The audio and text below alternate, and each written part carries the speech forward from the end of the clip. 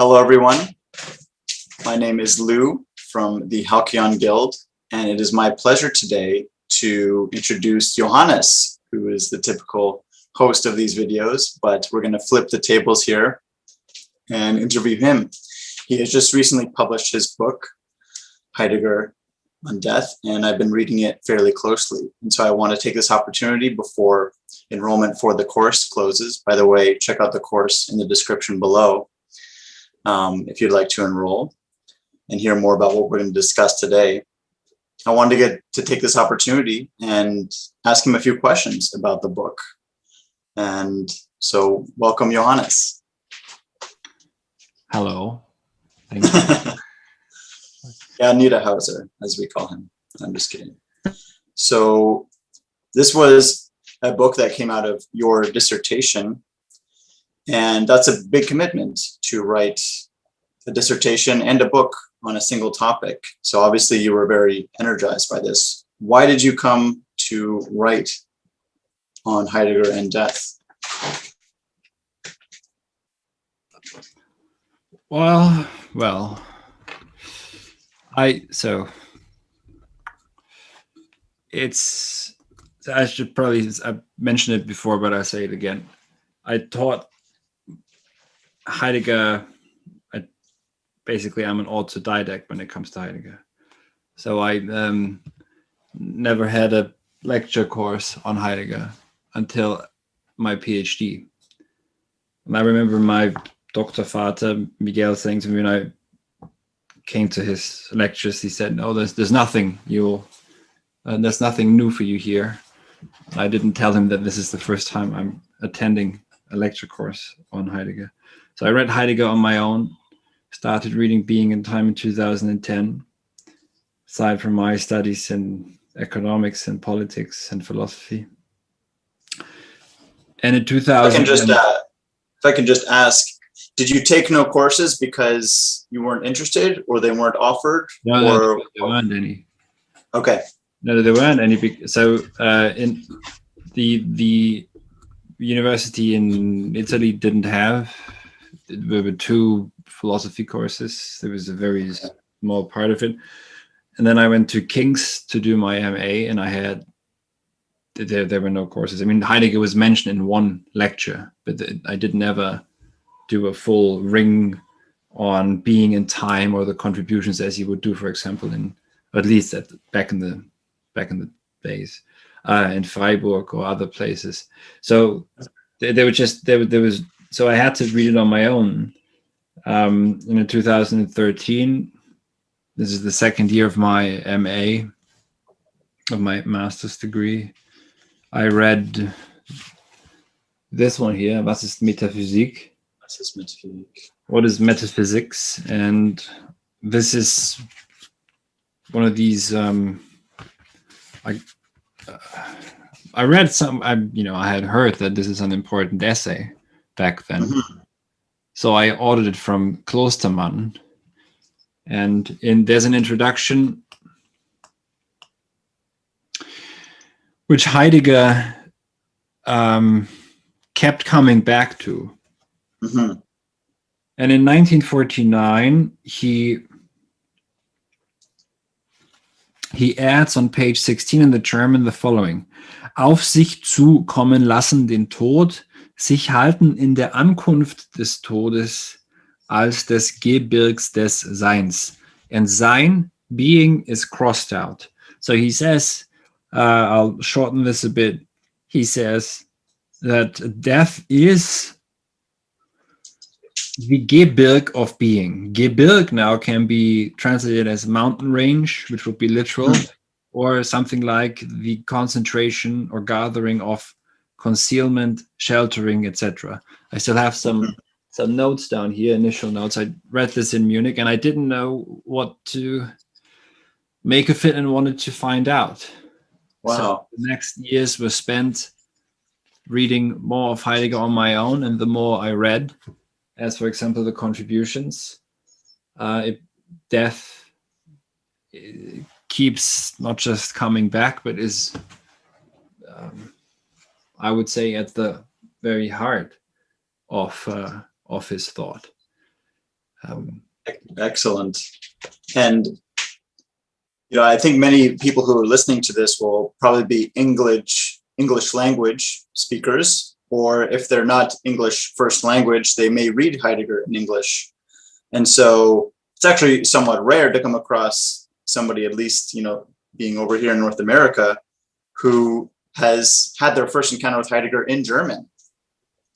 And I'd like you to tell us, maybe, is it very strange? We know that Heidegger appears very strange in translation for a first-time reader. Does Heidegger have that same effect in German? Does it strike you as a very kind of natural German? Did you feel drawn to it as an intriguing new kind of style, perhaps, of writing and thinking?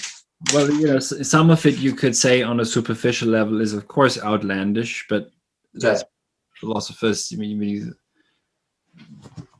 The word idea, that's now thrown around billions of times every day, completely uprooted. Idea used to mean the outer appearance of something until Plato came along. Of course, it's strange to read Gebirg, right? Gebirge is mountain range or mountains, and all of a sudden it's hyphenated. But very often, and what very often doesn't translate, is, for example, what Heidegger very often, I wouldn't want to say uses, or makes use of, but the different prefixes in German let a verb mean something else. And in order to understand, for example, greifen, for example, grasp, right, or touch. Begreifen, angreifen is to attack. Or let's use stellen. Stellen is probably stronger. Gestell is not an invention. Gestell is frame, usually translated as enframing, or now sometimes translated as positionality. Gestell is, and the prefix ge is a prefix of gathering, of concentrating. Okay. So there's a concentration of positing or putting, placing. But then you have stellen, and when you think of vorstellen means to represent, or to imagine, or to introduce, or to place in front of someone. Then you have nachstellen, which means to chase after, to imitate, but also to chase after in a nefarious kind of way. To imitate, as I said, or herstellen, which is to produce, but also literally to, again, place as in front of me, or in front of someone or something. So the modes of stellen are gathered together in Gestell, and that something is now produced, as Heidegger says, through a certain representation. So there's a prefixed format, representation, Vorstellung, according to which the world is produced, right? Which is why when you now walk through what architects or so-called build these days, you walk through their mental images sometimes. But so the language, yes, I mean, when you read a philosopher, the language, of course, is strange, but it's also very precise. Yes. And rich and alive. It's breathing language, just like with Hegel. You read. Yes. That I think that comes across through a glass darkly, but nevertheless comes across even in translation. And it's amazing to me. I want to return to you in writing this book, but it's amazing to me. Was this Metaphysik? What is metaphysics? Many of his lecture courses, they were offered to philosophy students. So I can, of course, see using, developed language with philosophy students. But many of his other lectures, the question concerning technology, we're going to speak later about this essay on traditional language and technical language. Yeah. These were given to sometimes engineering schools or people who may have never even studied philosophy, or, think Gestell means like a bookcase or something, right? And so to hear him using these words, and he never pulls any punches. He doesn't make the language easier for a lecture, a public lecture. Yeah.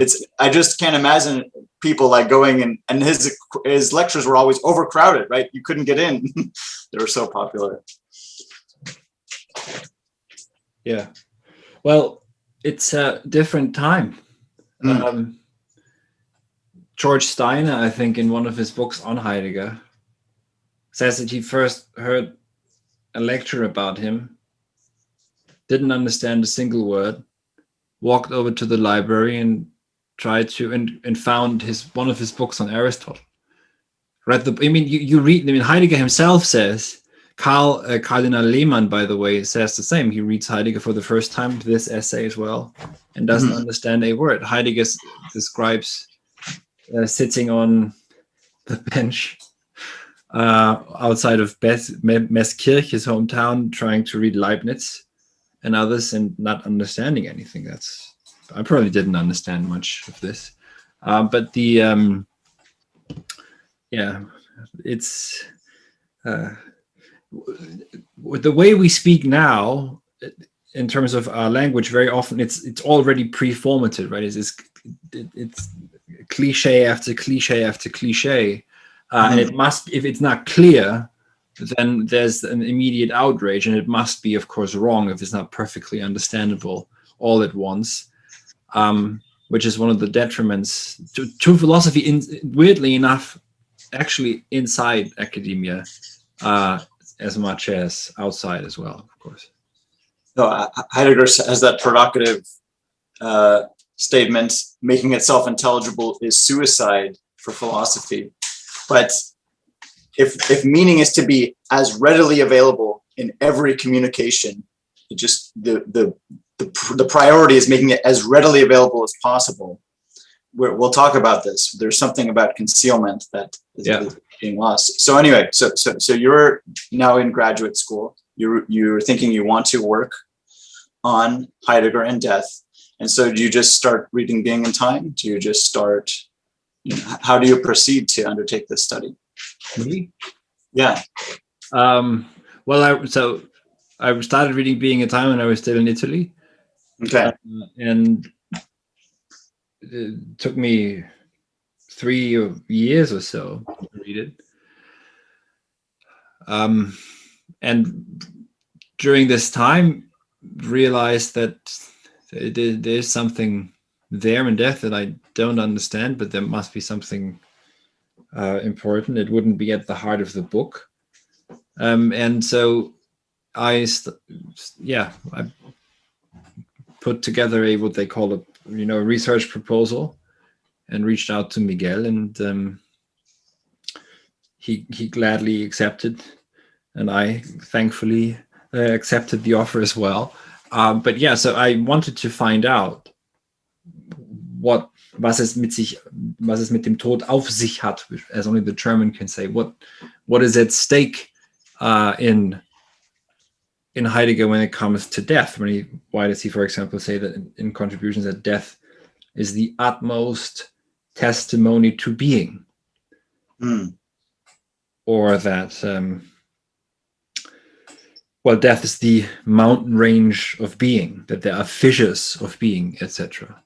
And if you have Gebirg, then by association, so that's sheltering, concealing, etc., Bergen, well, then you also have a connection to Aletheia as unconcealing, or a concealed, self-concealing, unconcealment, etc. Lichtung für das sich verbergen is also there. The connection of Möglichkeit and death, of possibility and death from very early on. Those were the questions. Excellent. Well, the opening section of your book is you proceed, kind of following Heidegger's thinking, his thought path. And your first section is concerned with being in time. Now, the first page of Being in Time is about the question of being, die Seinsfrage. And just to prepare us a little bit, I'll read a quote from Aristotle, where in Metaphysics Book 2, he says that as the bat's eyes are to the sun, so is our reason, nous is the word he used, is to phanerotata, the most evident, the most clear, the most phenomenal, the most apparent, the most obvious. Let's just a nice, understandable translation. Yeah. What is most obvious is actually hidden to our soul in Aristotle's language. Yeah. And that's how being in time begins as well. Being is not, it seems like it might be the most obvious thing, and yet we can't even talk about it. And so what does being then, why does this discussion of something that is perhaps the most prevalent, the most obvious, but also the most concealed, how does that connect with death? Okay, tell me again where this is in Metaphysics Book 2. Yeah, so it's at Metaphysics Book 2, 993 B10 in the Becker numbers. Yeah. Okay, I'll try and it's not. Wow, this is a very good quote that you found there. Probably won't be able to. B10 in the Greek, B10. Yeah, it starts actually at B9. Hospergar taton nukteridon omata pros tempegos eche tomet emeron uto kaites emeteras tukes honus pros tate fuse fanero tata panton.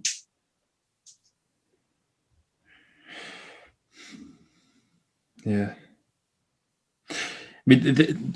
We've talked about this before. This is something perhaps that we should attack at some point. Now in this translation here, for example, sometimes Tutti en einai on Natrop translates as das was war sein, that which was being. One of the teachings of Heidegger is translated as formal cause. And as you know, so this is a very good quote. As you know yourself, Heidegger himself quotes from Plato's Sophists of all dialogues, and says that or the quote from Plato says there's something coming up in this dialogue with the Sophists, between Socrates and the Sophists, that obviously being is not that is not all too obvious, that we are now perplexed or in Verlegenheit, embarrassed by this very question, what do we even mean to be? And that's one of, and this passage that you quoted from Aristotle, this is another one of those, you could say, has become a bit of a trope, but still one of those unheard echoes of what was in the beginning, in the first onset or ignition, thought, but only perhaps hinted at, and then never picked up by the tradition, according to them. And the question is, again, I think for Heidegger is increasing, is throughout his thinking path, is to read again in such a way that in this period time of transition, of Übergang, there can be what is in English another beginning, often usually an anderer Anfang, another onset, I think some others translate it, or another initiation of what is of the tradition, which is no longer our own, can become our own, and therefore a genuine future. But what you point to with Aristotle, not in this quote, is in the tradition the question of the on he on, or in the scholastic translation ens qua ens. So and this is grob gesprochen. This is a bit butchering it and simplifying it too much, but because the trouble with this is, by the way, this is the trouble with making anything explicit, right? We can now say, well, Heidegger means ens qua ens, and what he forgets is the qua, the as, the sein als sein, being as being. What is forgotten by the tradition? But this is not just some, we can say this now after Heidegger, but with Heidegger himself, to begin to see this, that something as simple as this is what had been forgotten, overlooked, ignored, etc. So it's hiding in plain sight, if you like. Ens qua ens. What is it that being as being? So what is it that, and to translate this, how is it that presence can itself become present? Then, of course, you have questions of, for Heidegger, of time, because, as you know, Usia he translates not as substance, but as Anwesen, presence, or homestead also.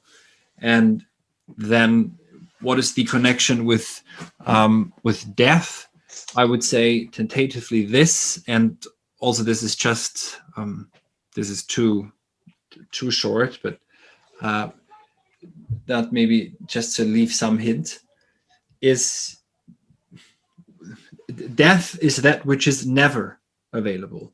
Death is that which is already withdrawn. Is if you like, another way of saying this is an utmost limit to what can be spoken or said. There's nothing that can be shown. There's an utter withdrawal, etc., etc. So what Heidegger, the experience that Heidegger makes in being and time, in the analytic of Dasein's death, is that here in this highest intensity of being, coming closest to Dasein's almost being, is when being withdraws. And so how Heidegger understands there's much talk about the epochs of being. Heidegger does not write a history of being and say, in this history, and this is when they understood being as God, etc. No. Epoch, as you know, comes from epichein, which means to withhold, also to withdraw. So echein means to have, to hold, and echein is almost like an against holding. So a holding against without showing itself. And this is, as it were, this gives maybe a hint at what the epochs of beings mean. These are different ways of being withdrawing, and then metaphysics responding to it by focusing on death as the utterly non-available, as it were. Of course, the danger is to make it all too explicit. But here's perhaps a hint. Why does Heidegger call death the utmost testimony, das höchste Zeugnis für das Sein? The utmost testimony to being. Also being away, Wegsein, being away, this, the thinking absence, etc., which what metaphysics, according to Heidegger at least, does not want to think or cannot think, is at the edge of what it can allow to think, etc. So this maybe it's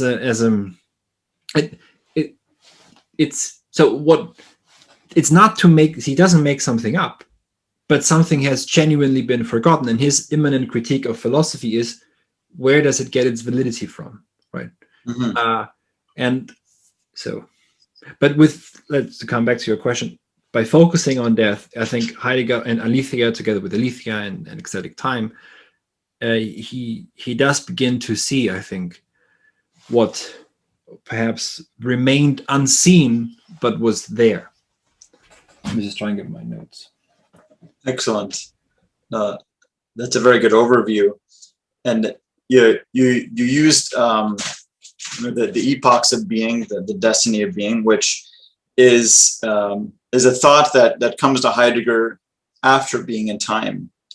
And you make a good point in your initial chapters that being in time can actually be seen as a foundational project in some sense, not simple like an axiomatic system foundational, but in some sense, this is addressing the crisis of the European sciences to address Husserl's. Yeah. There's something perhaps that Heidegger is intending in being in time of something like a transhistorical account of Dasein's relationship to being. Perhaps, yeah, you can correct me on this, but is it safe to say that in being in time, the historicity of being is not thematized as directly as it will be in later Heidegger?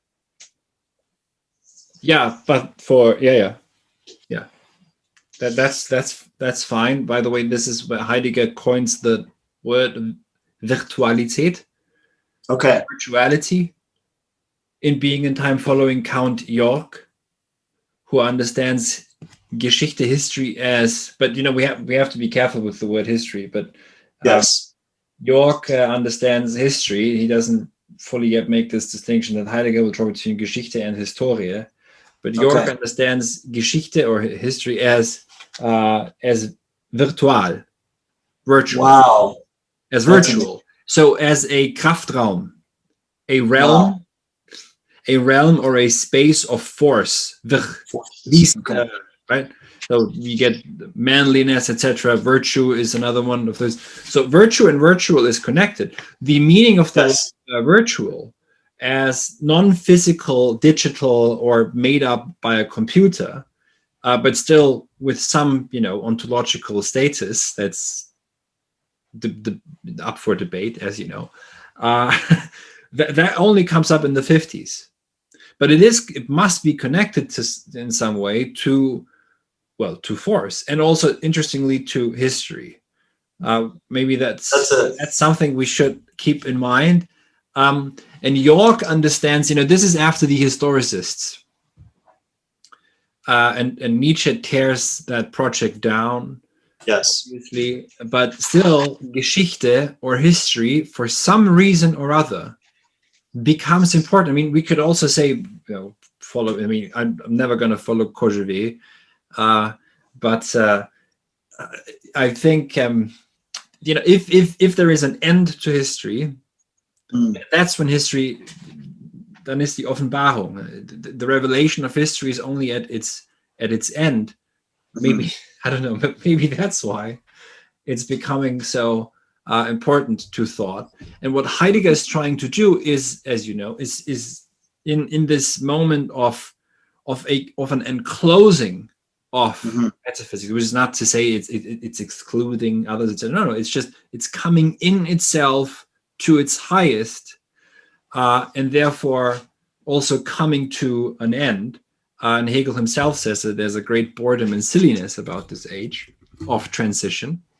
Heidegger sees this as an age of transition, and his entire thinking is an übergängliches, der Übergang. So, and Zarathustra also speaks from vorübergehen, going over. The Übermensch is the overman that goes over and beyond the current and the crisis, and the very crisis that someone like York, Count York, and Dilthey write about might be, of course, caused by historicism, as Nietzsche would also claim, that it leads to nihilism. So the attempt of the Science-Geschichte is to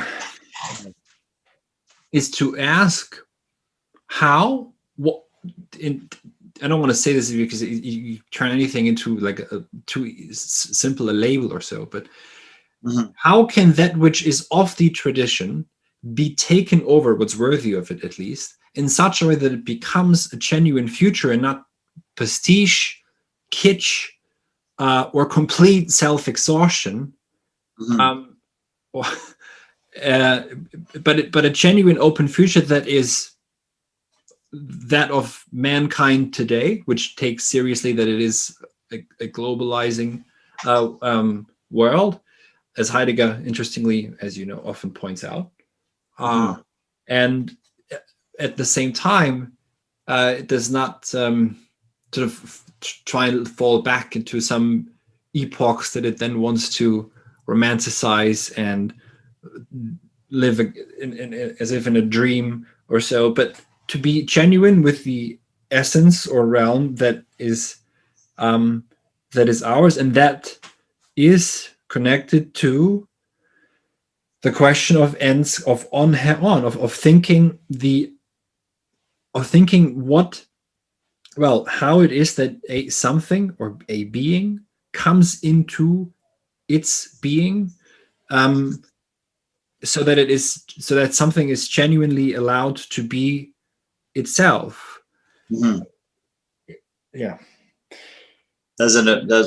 I just have to note, we won't go down this track, but I'm putting a course together for the Halcyon Guild, and I was doing research on the connection between virtue and virtuality recently. So are those comments in the, for people who don't know, in the end part of Being in Time, in the second part, he puts Dilthey and Count von Wartenberg von York, their correspondence. He actually puts their correspondence in there, and you can comment on this if you want to, but in the Dreyfus lectures, that's how many young people learn Heidegger. They listen to Dreyfus's. He says that that's basically like padding. Like these letters are just like padding and Being in Time. They're just making it longer.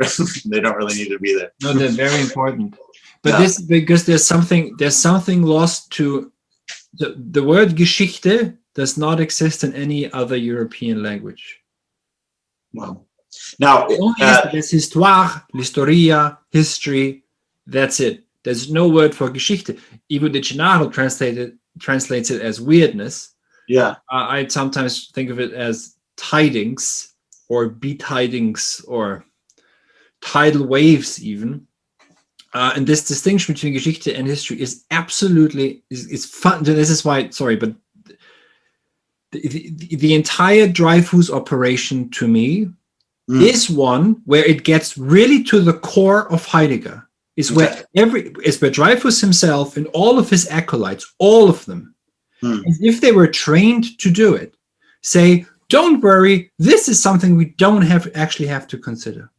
So death, for example, becomes just an episode of psychiatric misery where you take a pill and you're fine again. No. At the core of everything that the Heideggerian project is about, the Dreyfusians will gaslight you away from what matters. These sections on historicity are absolutely fundamental in Heidegger. And it's here, together with aletheia and death, that this ignition begins to try and understand being according to its, let's just say for now, history, to its tidings, etc. Sorry, didn't want to. Excellent. No, there's so much there. This might be my rudimentary understanding of German. Is Geschichte have that same G prefix as Gebirg and Gestell, or is that just the word Geschichte?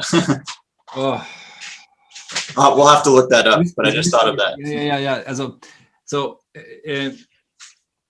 Now the question of etymology. Okay. And so, to a certain degree, yes, and Heidegger in some, I forgot which one of the 7,000 books he published. He speaks of actually no longer die Geschichte, female, die Geschichte, but which could also be story, by the way, in English.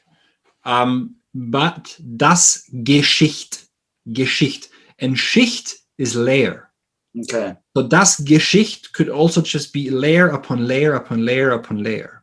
And then we are in a very different, very weird place, because there are these weird notes by Heidegger. He says, now that metaphysics has come into its completion, we have to face up to it and live up to it, because it is instantiating itself in technology and techniques. And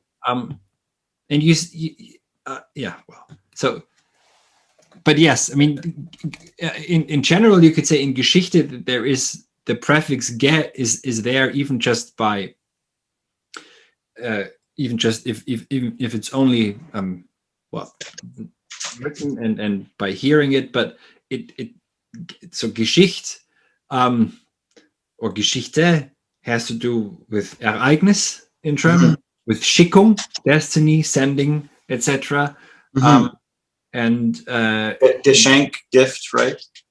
Yeah, and geschehen, so to take place, to happen, which we have to divide though from. So it's Geschichte is not just something happens and this becomes Seinsgeschichte, but what is that does take place is the way in which being withdraws, and Heidegger tries and find those moments where it withdraws, and also how it withdraws to today. And this is what he calls Ereignis. Yes. Well, wow. Yeah, there's many directions we could go, but on this, something I've been thinking of in cybernetics, Yeah. in a lecture that we mentioned, and we'll talk about perhaps another time. Yeah. On traditional technical language. This is actually a lecture Heidegger gave to the graduating class of his student, of his son, who was an engineering student. So you can think about a bunch of like 17-year-old engineers listening to Heidegger. But anyway, there he talks about Norbert Wiener, and he actually had read Norbert Wiener's Cybernetics, pretty amazing. Yeah. And he mentioned this great line from Norbert Wiener that cybernetics almost has to be everywhere. To totally control the flow of information, it has to almost have a total presence. And, you know, I sum this up of like, we want all things to be available to all people at all times, a total availability of everything at all time. Yeah. Now, I'd say that we could begin discussing how we could, you know, first some people say, well, why is that even bad? Or not bad, we don't want to use moral language, but why is that even a danger? Why is that even dangerous? Of course, maximum availability is great. That's maximum availability.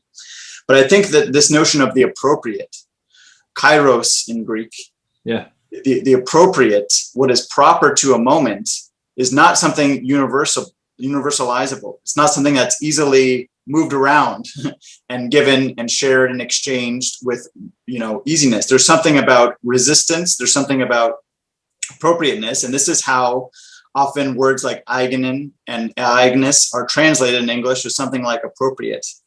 Now, might sound kind of far-fetched, but this is just a new thought. So everybody's getting a new thought here. And I'd like to know what Johannes thinks is, in a very basic way, can we think of, you know, the word property? Again, Heidegger is not a capitalist or anything, but something about property, about what Dasein owns. It's something it's an own, not in a legal sense, but something that is, I don't know, it's hard to talk about, something that is of Daseins and not just a universal, you know, exchangeable thing. There's something about the ownmost. And anyway, I'm just trying to bring these thoughts together of the appropriate, what is owned by the human. And Heidegger, you know, to return to our theme, Heidegger says that death is Dasein's ownmost possibility. That is our one true property, we might say. It's our inalienable possession. Endowment. Yeah. Well, in the beginning, it's also a response to Descartes. The attempt is to transform the human being out of not just subjectivism, but subjectivity itself, which considers the world only in Vorstellung, right? So, I mean, so we mentioned before the language is strange. Well, the they self, of course, that sounds strange. No one says this, but das Man. I mean, if you go to Germany, das Man is everywhere. Man sagt everything. Man spricht, man unterhält sich gerade zu Heidegger, ja, das kann ich sagen. Und zuckt nicht mal mit der Wimper. Also one can say very proper, yes. Posh English. It's possible to speak with your friends and family in this anonymous, ominous, weird grammatical form of man, which is no one and everyone at the same time, and which is neither active nor passive, but is a weird way. So it's acting, but it's also being acted upon at the same time. By the way, the Italian is even more weirder and more outlandish. Because there it's really just a passive construction. Right? Si prega di chiudere la porta, which is it's begging itself, asking itself to close the door. But you can also say this Si va, and by the way, the French do it with the us. It's a bit more personal, but in the Italian, it's one. What you could say something like going itself to the bar as a group. Going itself to the. It's really weird how when we listen to our languages, what it is that they're saying. So in the they self or das Man, that's not so strange. And also the Vorstellung, when you listen to how in everyday German language, what people say, they will say, ich stelle mir das so und so vor. Also you go on a holiday and then you have a certain imagination, representation, idea. I think the English vernacular would say idea about what this holiday is supposed to be like. It's supposed to be romantic. It's supposed to be adventurous. And then we have certain, formats that or adventurous means this, that, and the other, but not too adventurous, right? Because we do want to be at home at 1 a.m. and go to bed and then enjoy the pool the next morning. So we do want adventure, but not real adventure, right? That might in the end bring us in touch with the intensity of being. God forbid that would happen. Let's just stay home and lock ourselves in forever. So I think Vorstellung is everywhere. The word Vorstellung is much stronger than representation, for example. By the way, also the word Voraussetzung. So Voraussetzung, presupposition, which is a Hegelian term. I mean, this can happen in everyday vernacular that someone says to you, you don't have the right presuppositions. No one says this in English, but in German, yes, sie bringen nicht die richtigen Voraussetzungen mit. You don't bring the right presuppositions. No one says this in English. No. This in German. And in Vorstellung, the same. So what people live in, when you listen, philosophically, perhaps, or hermeneutically, in the German vernacular, the they self seems to be living in imaginations, in Vorstellungen, which are shattered by Wirklichkeit, by reality, by just the crude way the finite things are. And that's subjectivity. That's not just subjectivism. This is not about solipsism. This is how the subject interacts with the world. It interacts with the world by what? By attacking what something is supposed to be by a preformated representation. Doxa, ultimately, right? This is why opinion polls are so important. Doxa, the lowest level of cognition. And for Heidegger, what Heidegger wants to remind us of is the Blick, the gaze, the genuine, that something must. So when we look at there was a situation apparently once where one of his students said to him, but when I look at the church, I look at the church. It's me who looks at the church. And apparently Heidegger said to him,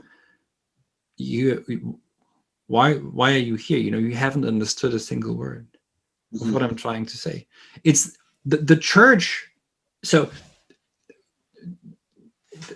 the church will either open itself up or not to be seen. And a reminder of this is the entire project from the beginning when it comes to phenomenology, the finest eye, this middle voice form, which is neither active nor passive, and which is we can't, in English you can't say it. In German, the way we gloss it in English is that which shows itself from itself, but that's a mouthful.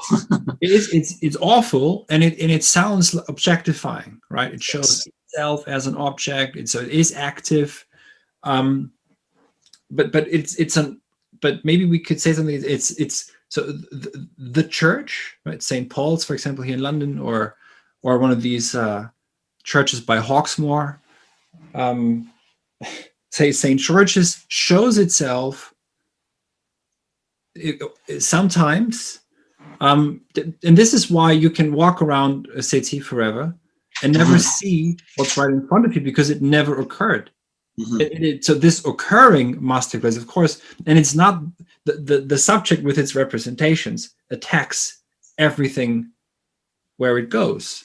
But in this other way of seeing or being looked at first and being open to being looked at, by the way, this is also Heidegger understands the Ereignis, then a different realm, as it were, lights up. But this always, again, requires an understanding of finitude and concealment also. It's only through, say, a concealment that something truly lights up, because it's not attacked as perfectly readily available. And it cannot be, and nothing can be perfectly available. I mean, what's perfectly available is standing so transparently in front of you, you wouldn't even see it. By the way, here York says, I found the quote I was looking for. It. Okay. Modern human being, that means the Mensch, the human being of the Renaissance is ready to be buried alive. So that's what he says about our time. Wow.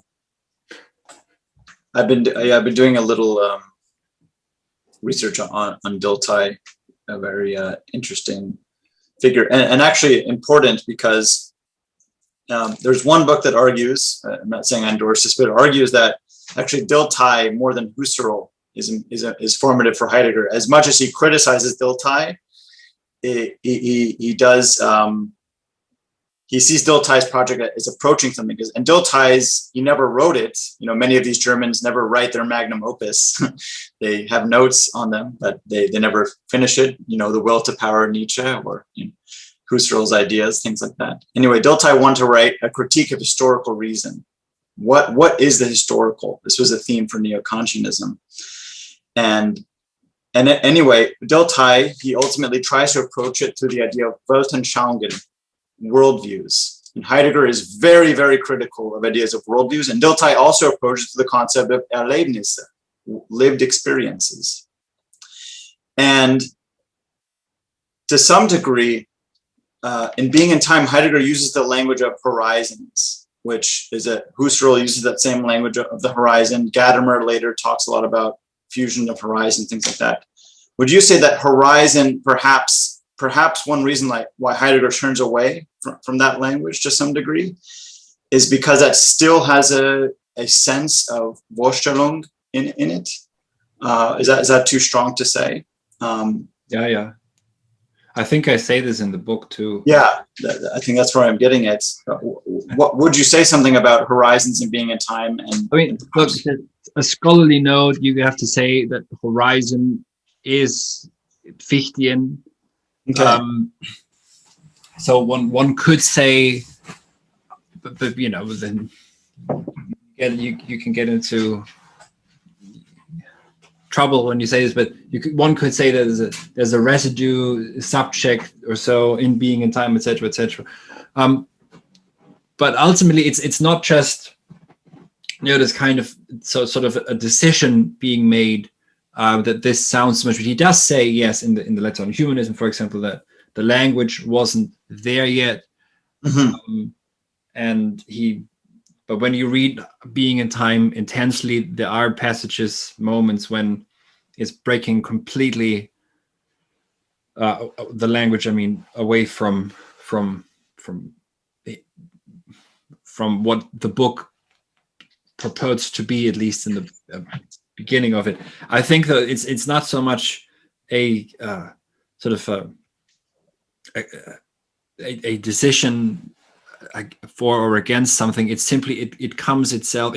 So I understand it like this. I think that he has to respond to Descartes and to the cogito ergo sum.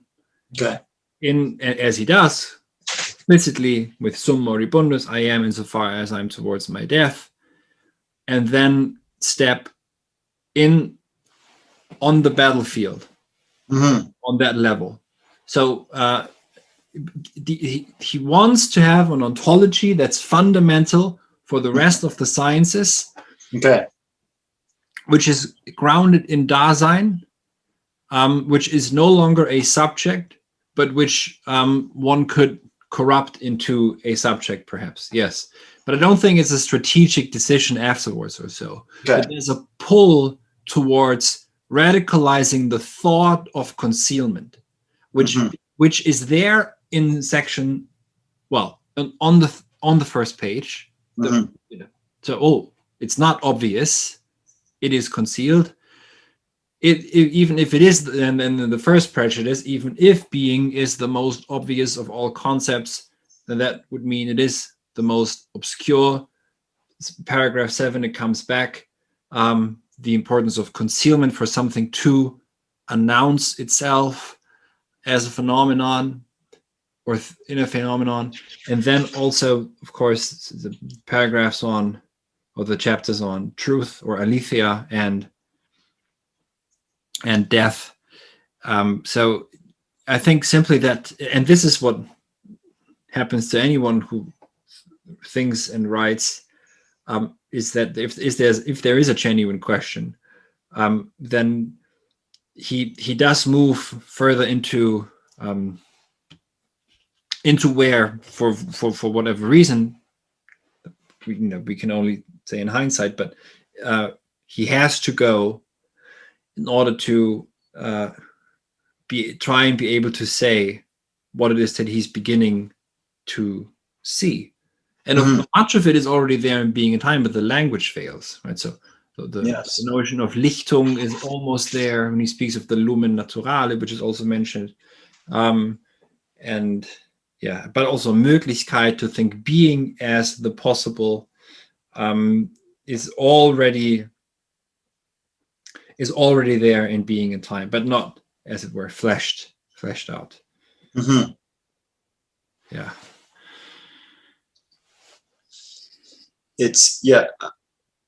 That's something that, superficial readers may say is like, oh, Heidegger never completed Being in Time, or, he said Being in Time was a failure. But to me, it's the most instructive philosophical failure ever, because I think that it, in a way, seeing the limits of that approach of something like a fundamental ontology, seeing the limits of even the radical, making phenomenology hermeneutic, seeing the limits of that was, in a way, it allowed him to better thematize the unavailable in its unavailability. And later he says, one of those interviews that were broadcasted on German television, he says that he realized that no amount of neologisms or new technical language are going to, make the unavailable like appear. Like you can't. This has to do with systematizing and pre-formatting. Yeah. In a later, some would say his second magnum opus, the contributions, he says the time of systems is over, and it's something like that failure to render the distinction between being and beings, or to render the unavailable and the available, to render that clear. It's like, okay, perhaps we need to turn to something like poetic language, because that may be more appropriate. Yeah, but so look, I mean, it's like saying Mozart died impoverished. What a loser! Or Nietzsche never wrote The Will to Power. What a complete jerk. Yeah. Why did Beethoven only compose 9 symphonies? Yes. Well, how many have you composed? So if you, but why doesn't Heidegger mention this philosopher? Well, sadly, this passes for real talks at conferences, as you well know. Yeah, but look at the mass. I mean, the scholars, academics need they need work, right? And as anyone who's ever submitted anything to any journal or any publisher will know, very often the reviewers, who also probably are just overworked, stressed out academics, will come back saying, well, he didn't mention Freud, in an essay on Hegel, or Mickey Mouse wasn't mentioned often enough. There's this one quote in the Disney ontology that I really like, that the author didn't mention in his paper on Plato. So it shouldn't be published.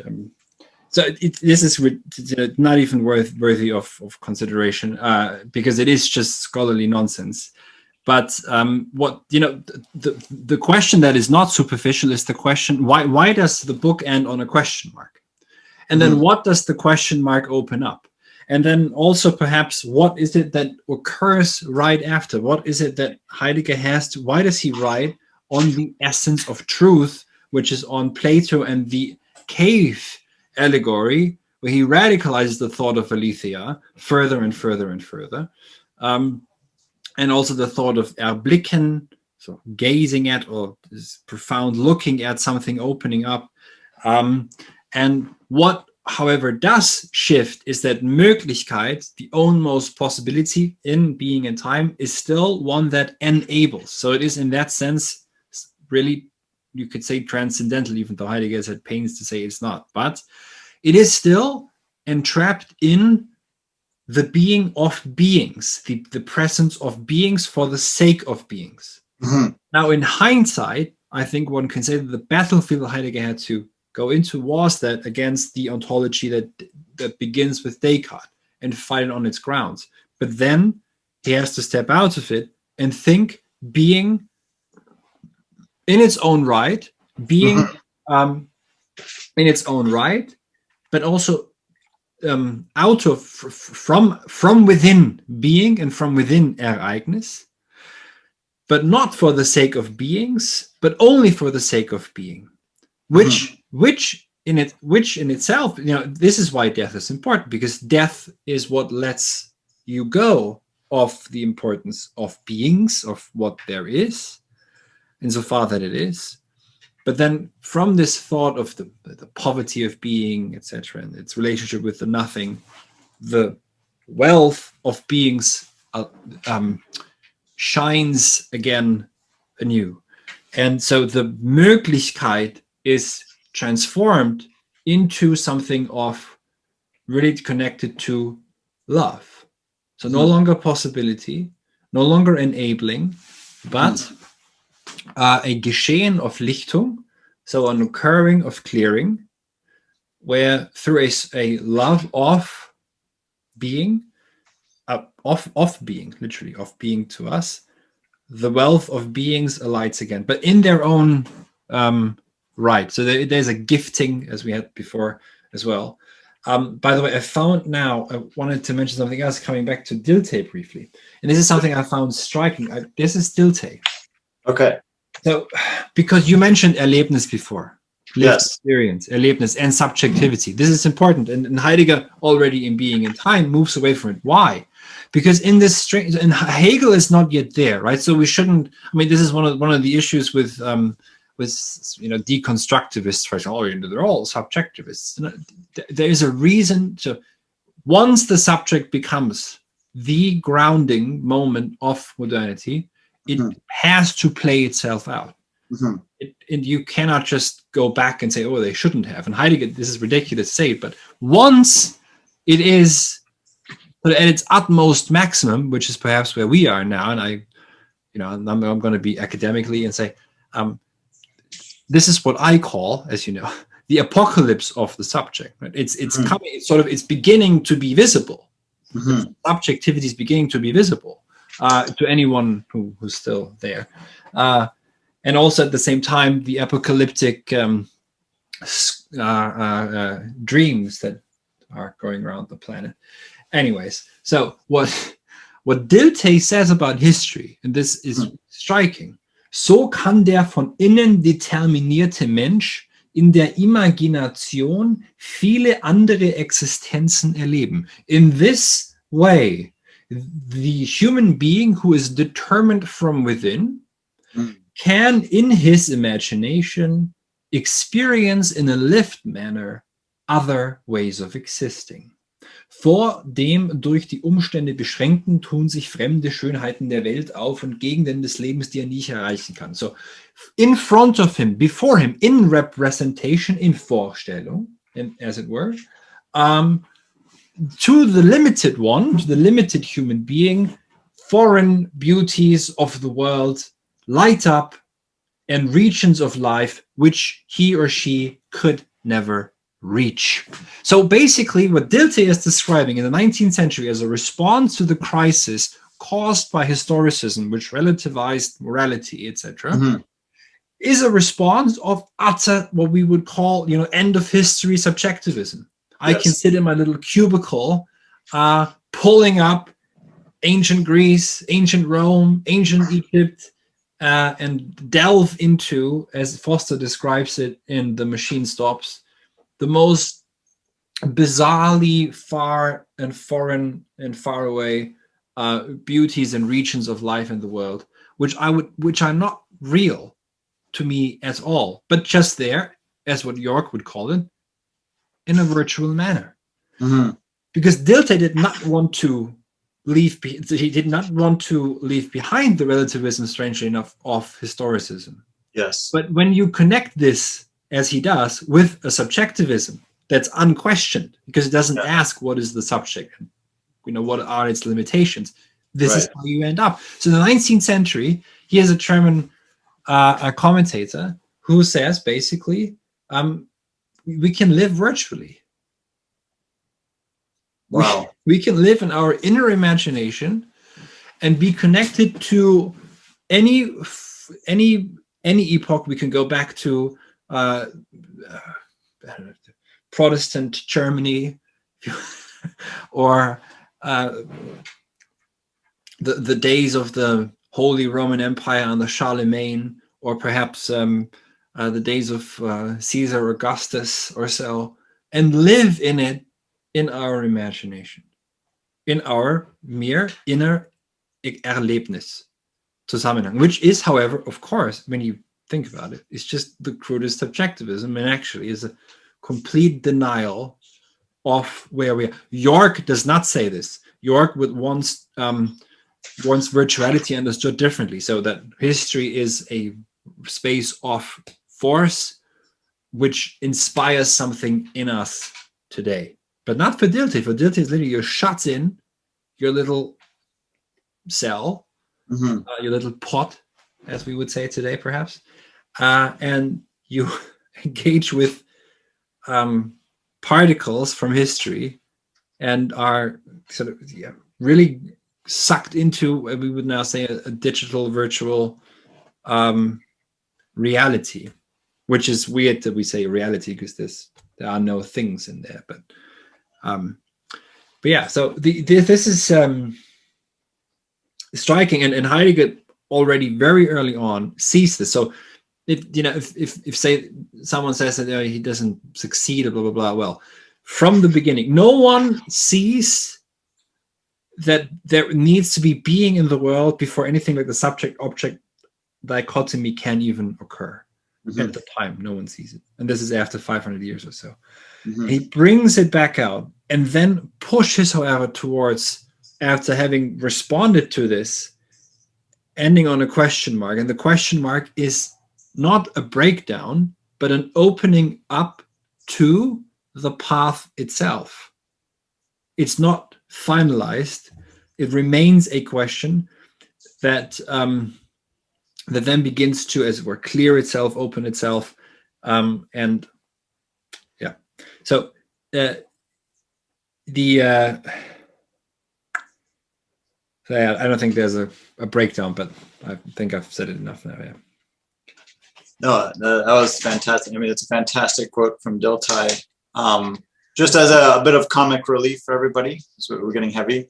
There is a book, when I first started getting interested in Heidegger, that there's a press that publishes little comic books, Deconstruction for Beginners, Foucault for Beginners, and there's one Heidegger for Beginners.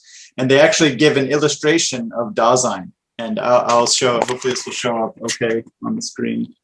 That is Dasein. It literally looks like Mickey Mouse. It's a little mouse creature. That's how they visualize Dasein. So when Johannes making a joke, okay, yeah, right.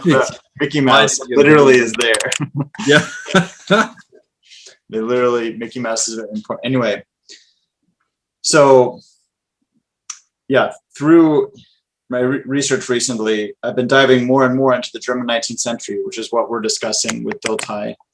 And there's a fantastic book I just discovered by Herbert Schnedelbach called German Philosophy, 1831, Hegel's death, to 1933. And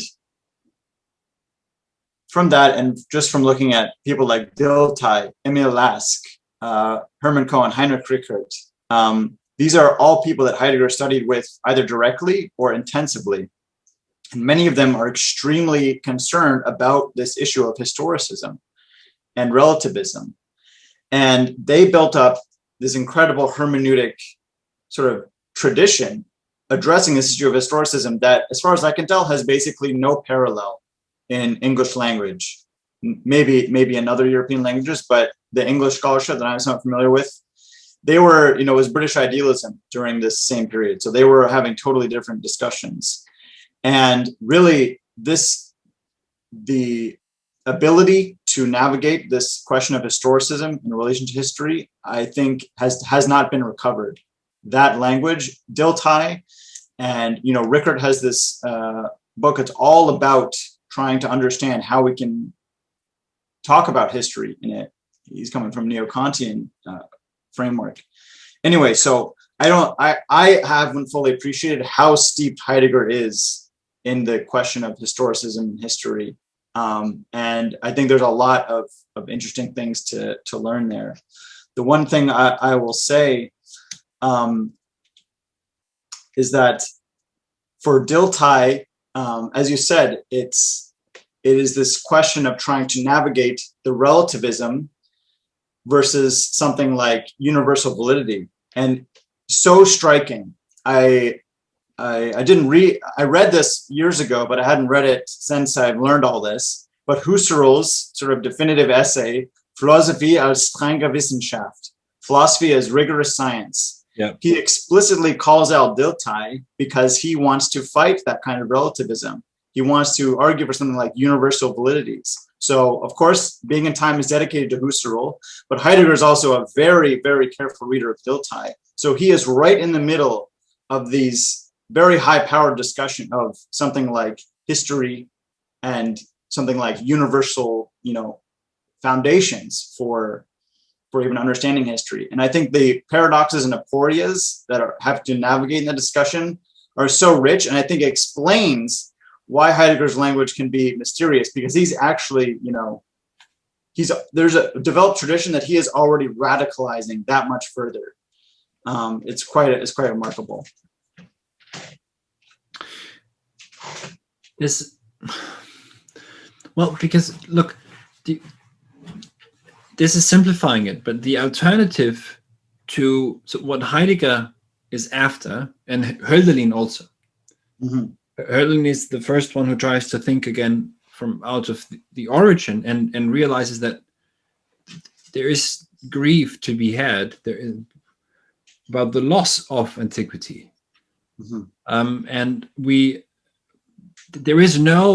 this is not a golden age. This is not about going back. But if indeed what is Europe, right, is completely not oblivious to itself, is building upon this tradition, then the question is, what does it need to let go of? As Heidegger says, it's deadly to awaken the dead. So you can turn the Acropolis into either into a warehouse, as they did, or into Disneyland, as it is now. So the question is, what's worse? The question is, what kind of a relationship do we have with what has been?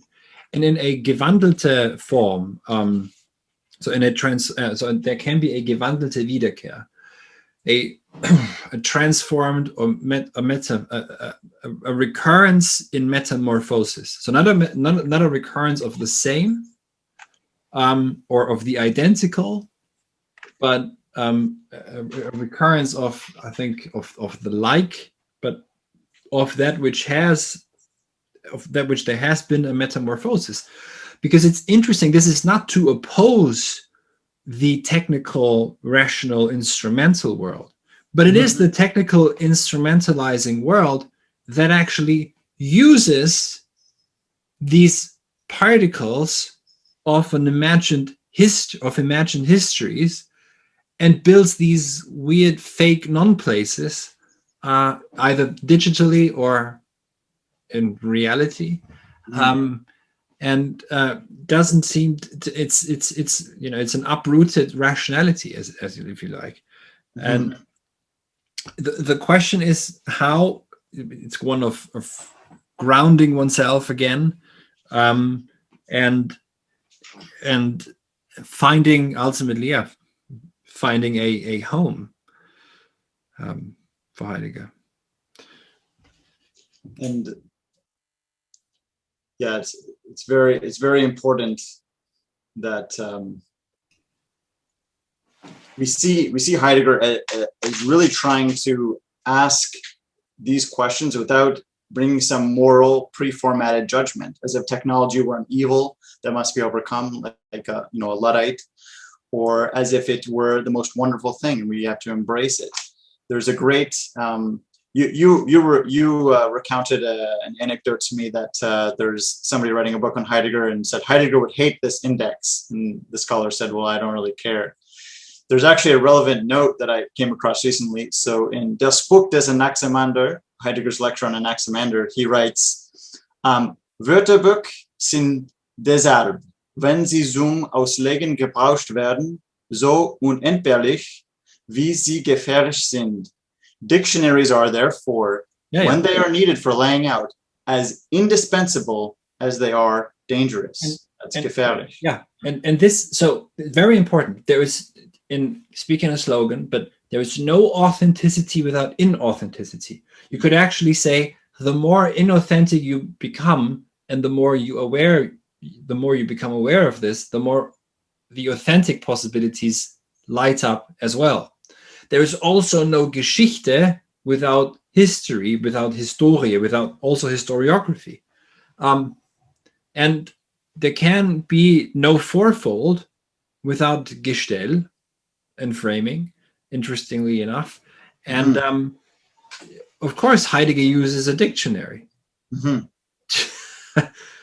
But it's the way in which, and by the way, translation, no one says Heidegger cannot be translated. I was recently attacked by someone who completely misunderstood something, what I said, on purpose.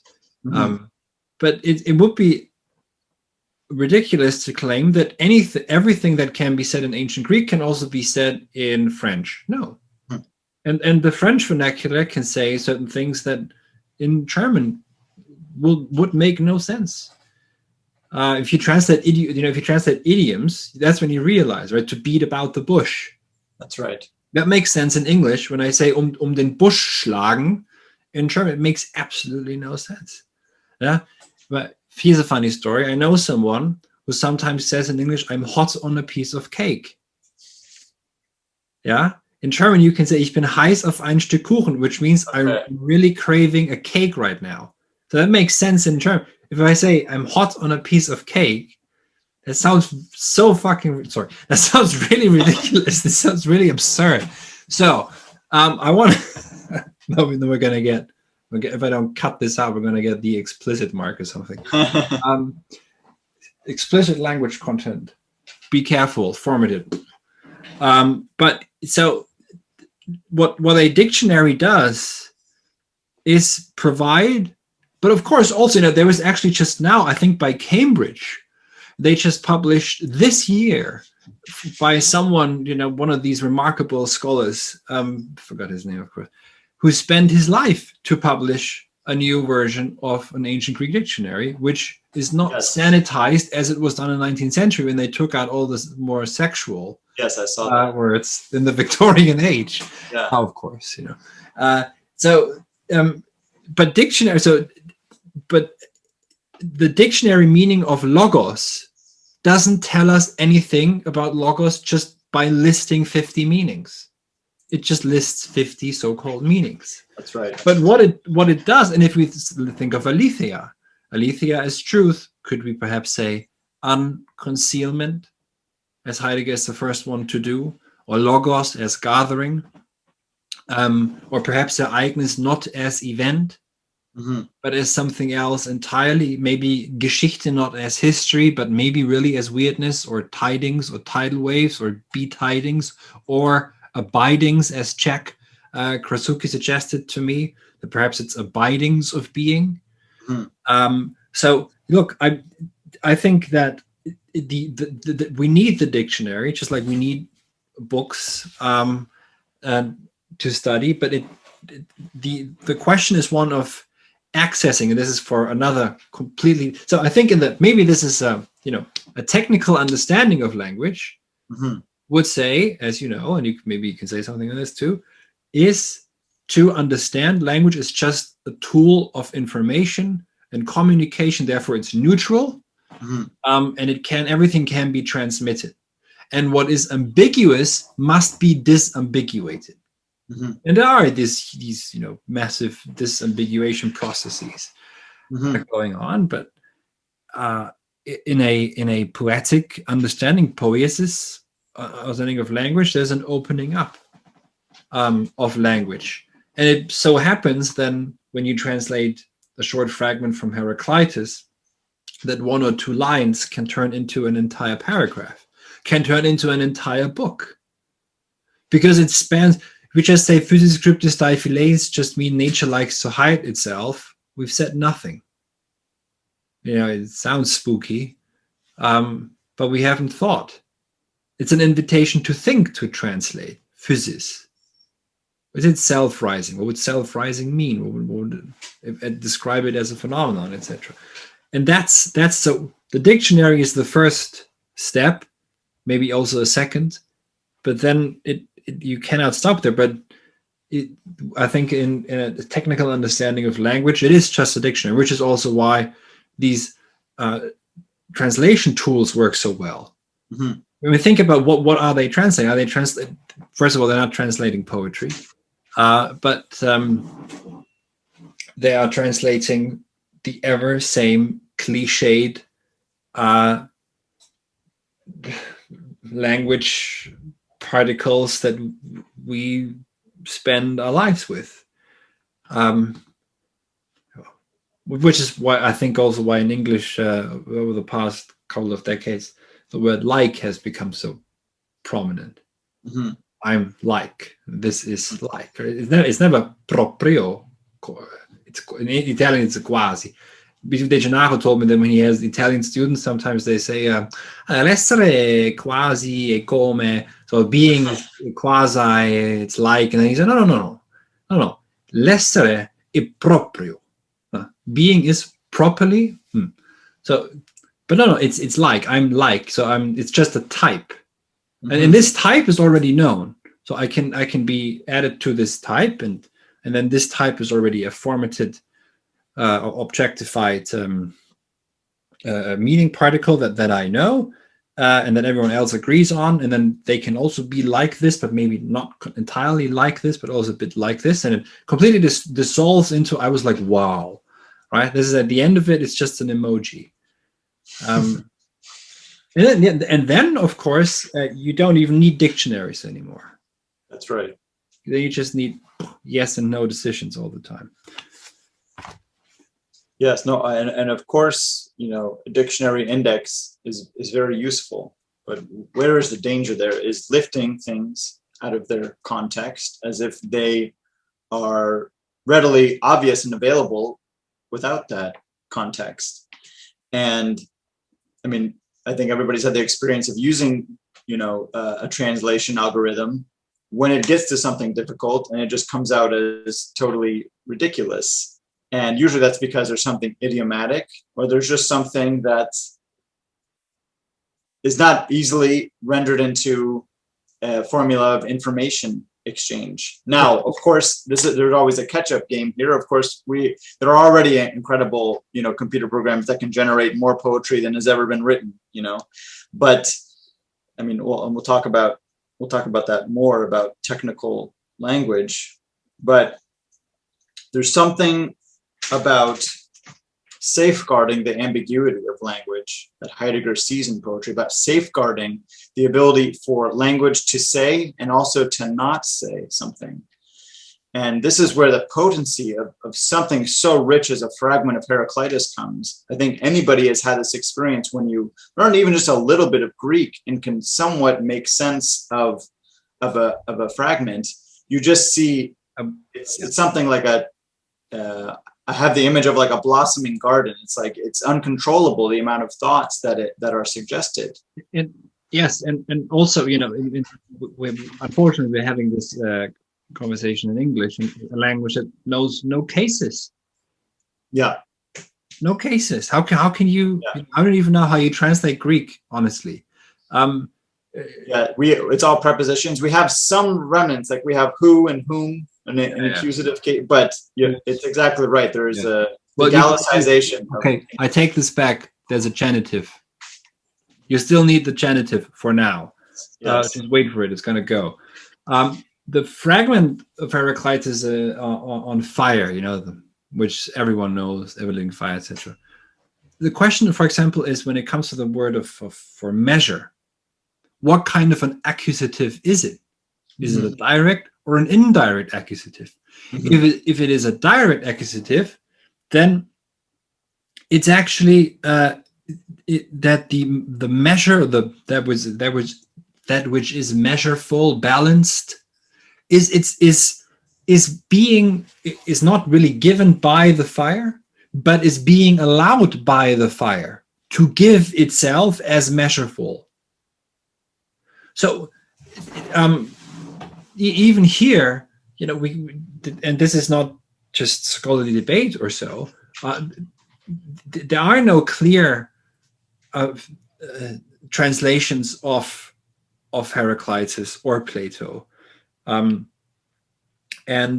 if anything from Heidegger, then it's always, as also Mandelstam says about poetry, this Russian writer, is that everyday language is dangerous because it is automatic.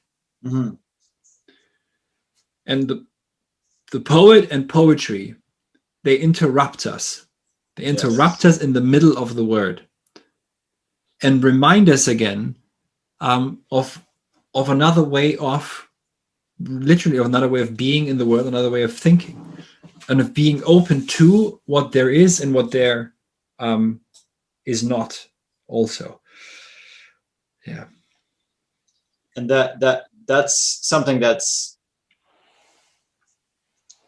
might take some time to understand what Heidegger is doing with his etymologies. He's not relating, or at least his intention is not to relate to you interesting etymological facts and connections about this word is actually this word. Isn't that interesting? Ultimately, I mean, sometimes he even says, like, you know, he's not a philologist. He's not trying to give you the most factual understanding of even something like aletheia. And when he's really challenged by philologists on it, sometimes, you know, he will say he's trying to put the matter for thought into the clearing. And just relating, here's this etymology of the word, is not enough to give thought, because if that way it would just be another case of easy information exchange. Here we have this database of etymologies. Let's just replace one to one, and now we have a new meaning. There's something about showing the meaning that the ambiguity prompts thinking in some way, that unavailability that a word's history can provide that's just the beginning. That is not the point of an etymology. And it opens up unforeseen ramifications, roots that in the Schaltkreis, right, in the cybernetic circuit of just yes and no, zero and one decision making, are not supposed to occur. They are, and you know, interestingly, it's normative, and the looking at, the being gazed at first, and then opening oneself up to that which is gazing at me in the clearing is very different from, I have a certain idea about what this is supposed to be like, and to be like, right? This, I mean, just listen to the vernacular, and the digital virtual, and then we have to work through what its connection is to history, or to the end of history. As you know, Kojève says that in the end of history, we'll build our lives like birds build their nests, from former epochs. Is that there is Vorstellung, but it's a presentation. It's a being placed in front of us as the shadows in the cave, and it's not a spectating. I mean, sorry, that's the spectating. We are spectators. But what isn't a spectating is the higher intensity of the genuine blick of the gods. And what it is a reminder of also, with the dictionary example, is that, these are all the meanings of the word logos. And now we just fill in whatever seems to be fitting the best. But I'm jumping around a bit, but how do the gods appear to mortals in Greek mythology? They never appear as themselves. They cannot. Once, if they do, and Zeus does, I think, only once, the mortal will die. Killed. Yeah. So they have to show up in something that is familiar. For example, as Athene does, as a dove, for example. But in the familiar, then, and not so, even if a god or a goddess is present amongst the mortals, not all the mortals are open to it. Homer very often describes saying, not everyone is hearing or listening the whispers. Only a few will be able to. And this being open to something that is in the familiar, all of a sudden unfamiliar. In the familiar, unfamiliar. But in the familiar, unfamiliar. And uncanny in the canny. And that's what the dictionary or the cybernetic circuit, etc., forget. It's already known with certainty that this means this. And once we have decided that Ereignis just means event of appropriation, or Seinsgeschichte just means history of being, then we can operate with this and have these baseless scholarly debates, or we could let ourselves into a dialogue where we don't know yet what something means, and perhaps there is no translation for it, but there are approximations to it. And then this, though, would build perhaps more of a bridge between the languages than the attempt to just homogenize and flatten them. Yeah, on that note, something very interesting you said in the beginning of your book. It's related to work, because we're talking about how can a cybernetic system will interpret, any change as a change of information, some sort of content of a state changed, and we can see that through propositions that relate the information of the state. Now, when something like the familiar becomes unfamiliar, or the canny becomes uncanny, there is not really a change of content of the information. It's something else. You might want to talk about a way that it appears. We might want to talk about a style, But systems, in having this pre-formatting technique where something has to fit into the categories that have been laid out from the beginning. That's how a system works. It has a pre-formatted, receptacle for anything new that could come, and something that's totally outside of what has been already laid down. That will destroy the system. Now, Hegel, I think Heidegger and many others recognize, is the greatest philosophical, systematizer. And we can't just say his system is just a merely cybernetic system. There's something very grand in Hegel that, through thinking freedom, is trying to even reach behind even the traditional notions of a system.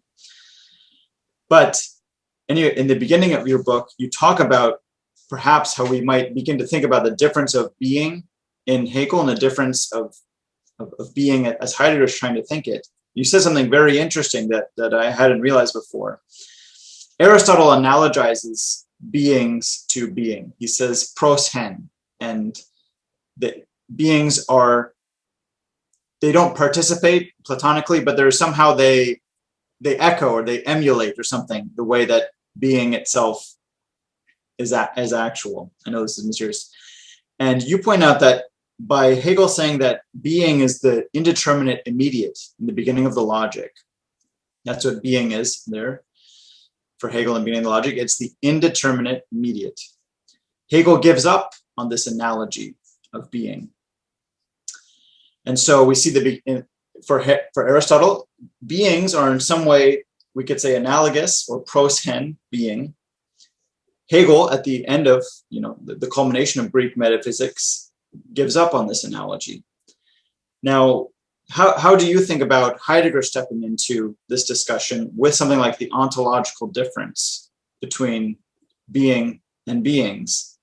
I know that's a tall question, but we might begin to think about it as something like even this notion of the indeterminate immediate. It somehow has an availability to it for Hegel. It can start the logic. It's somehow just there. Even that is too easy, perhaps. Yeah. No, but you go on. Go on. Well, I just want to say that even the formula. You can imagine us starting a cult or a club of like we all need to enforce the ontological difference. We have to make sure that nobody is thinking being is a being. And so here's the formula. Being is not a being. Go apply that universally. The ontological difference can become a formula itself. And in fact, in saying it, we somehow, this is why Heidegger turns to poetic language. Even in saying the ontological difference, it's slipping away from you. Just giving it as a formula of being is different from beings. You're failing to say kind of what is unavailable about being and its ability to be represented. So I do see that as like the indeterminate immediate it's hard to represent the indeterminate immediate, but there's something available to it there that it can become part of the logic. And Heidegger is trying to see that what is that part, what is being being thought as being that is not amenable to such preformatting, to such systematizing, to such there's a open disclosedness to it. So yeah, this is very good. I think I had as you know, I read with the always keep a copy of the Logic close. Everywhere. It should be sold in every airport. Yeah. Together with the encyclopedia. That's right. For intercontinental flights, and you mustn't step off the plane if you haven't at least broken into finitude or something. So this section on as you know, I took this with Stephen Holgate for many years, I think 4 years in a row. And then one of the years I asked him, and I got no answer really, why Hegel does mention that, well, to what is being empty and indeterminate? And he says to Anschauung, to intuition, right? So that's a Kantian notion. Yes. Anschauung. And he does say, well, if we can at all speak of intuiting here, of anschauen. Right.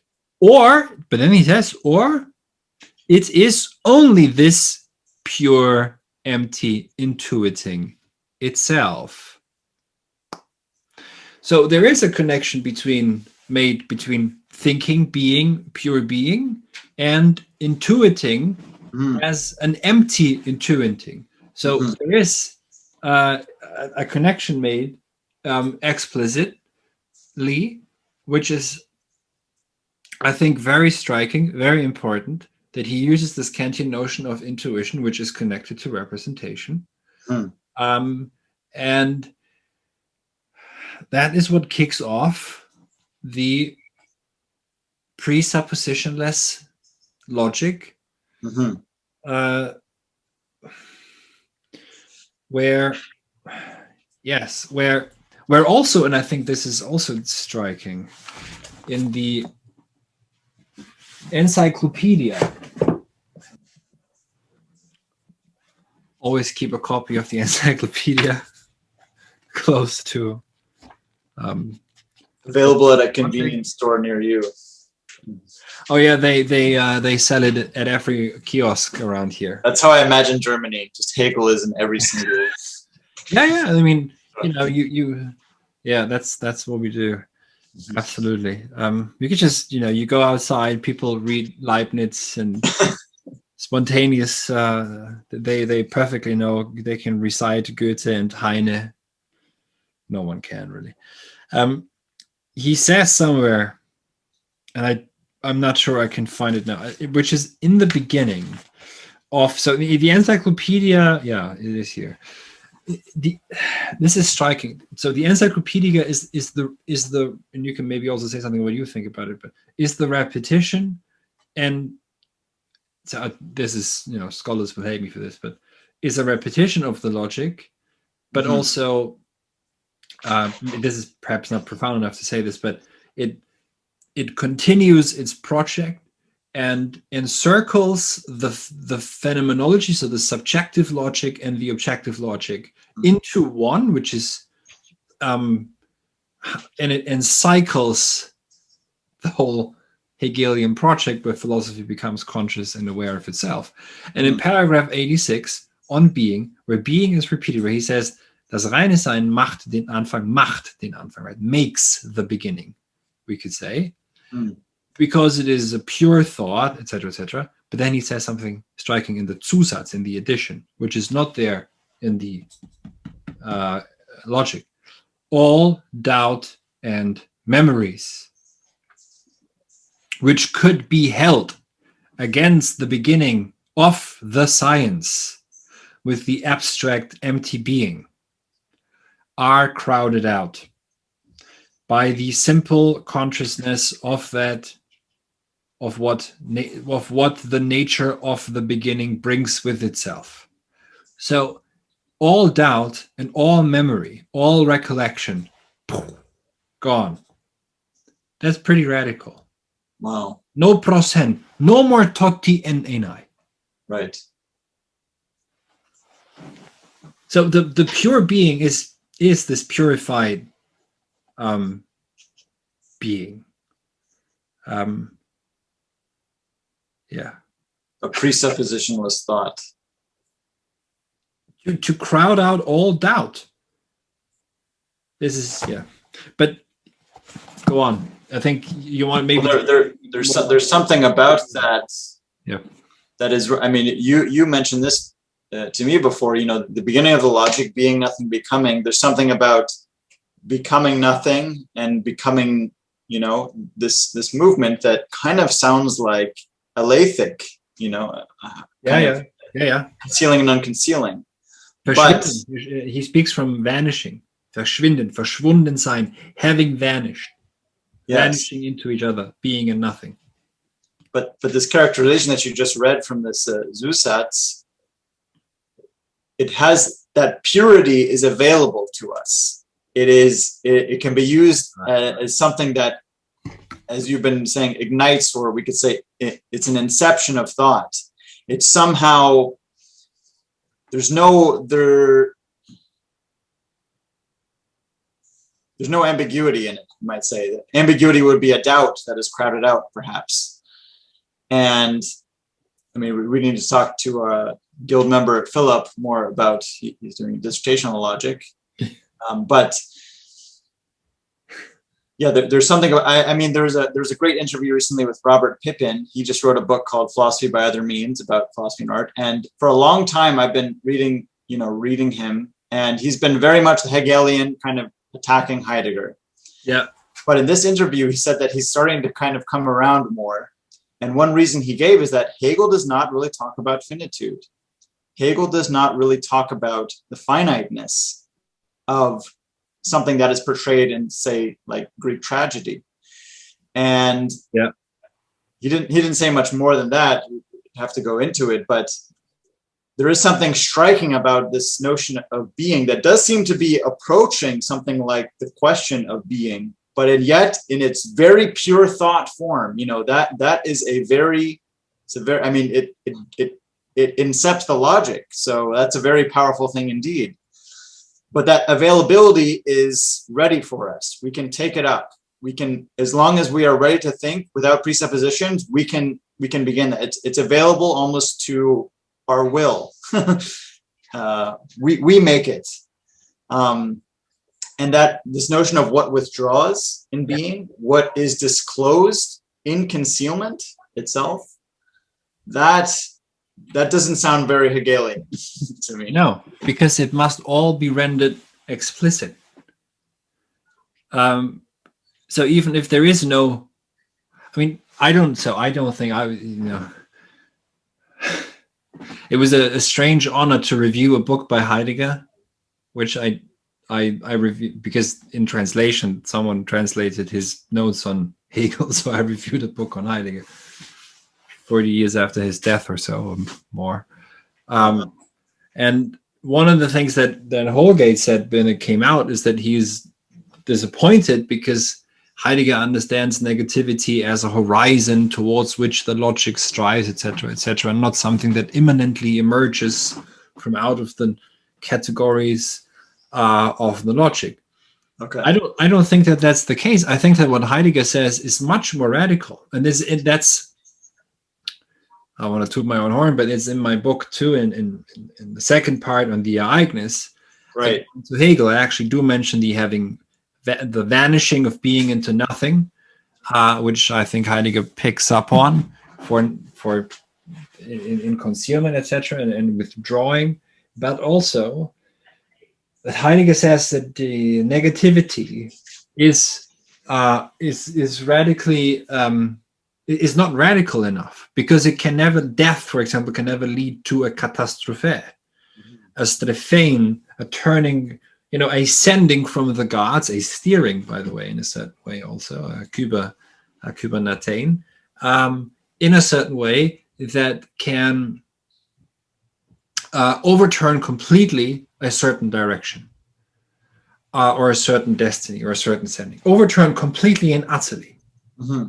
That's, Heidegger says, impossible in Hegel, and not impossible in Heidegger. And I think with none of this is to say that there are shortcomings in Hegel, right? This is not the point. Not that Heidegger is more correct than Hegel, but there is a reason why I think Heidegger has to begin to think like this, or begins to think like this, after Kant and Hegel, in order to establish again a relationship with the tradition in a different manner than someone like Hegel still can.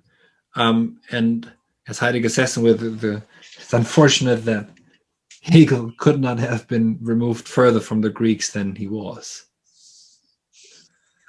Because he doesn't, Hegel's Parmenides is a textbook Parmenides.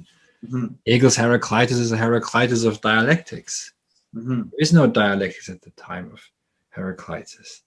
But maybe something else that's a more crucial, or perhaps even more profound remark, or maybe it isn't, would be to say that even though Hegel is against Vorstellung, but after thinking, pure thinking. Yes. By rendering, and this is the danger of all thought, by rendering something explicit, and I'm not going to mention his name now, but another Hegelian did admit this to me, is that Hegel's logic, and you will like this, Hegel's logic does make itself angreifbar. It can be attacked by the neurosciences. Well, It can, because as you know, memory, recollection in the encyclopedia, in the subjective phenomenology, this is basically a description of how thinking, how thought works, Mm. and then can be formalized. Of course, something would be lacking, and it wouldn't do justice to Hegel and the thought itself, but it would. I think Heidegger's question is, what cannot be formalized? You cannot formalize die Lichtung für das sich verbergen, the clearing for that which is self-concealing. Because the self-concealment is not around the clearing. The clearing itself occurs for self-concealing. This is a thought, a thinking, that can only ever be thought in a certain Augenblick. It cannot be formalized. You cannot turn it into a yes-no decision.